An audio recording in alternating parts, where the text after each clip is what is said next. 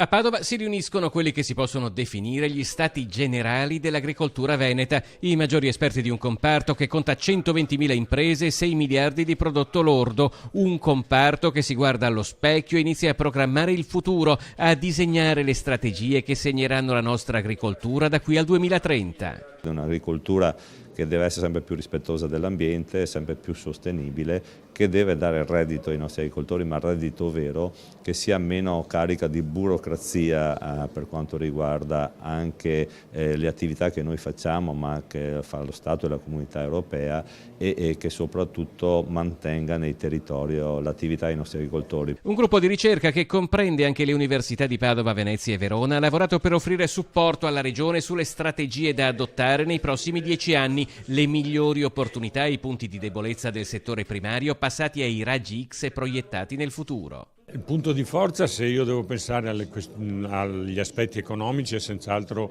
quello dei prodotti di qualità che generano un export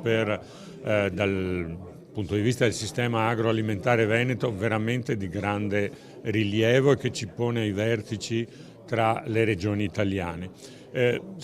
Punti di debolezza, come al solito ce ne sono diversi, forse una dimensione delle imprese agricole che ancora non è ottimale. È comunque un Veneto che vuole crescere, come dimostra l'impiego dei fondi per il programma di sviluppo rurale. Noi siamo il numero 1 delle regioni italiane sia per avanzamento di spesa sia per domande soddisfatte, più di 55.000 domande soddisfatte dai nostri agricoltori per quanto riguarda l'innovazione, per quanto riguarda comunque gli investimenti, i giovani, la sostenibilità, il biologico, quindi abbiamo del miliardo 169 milioni ormai destinati, più di 1 miliardo.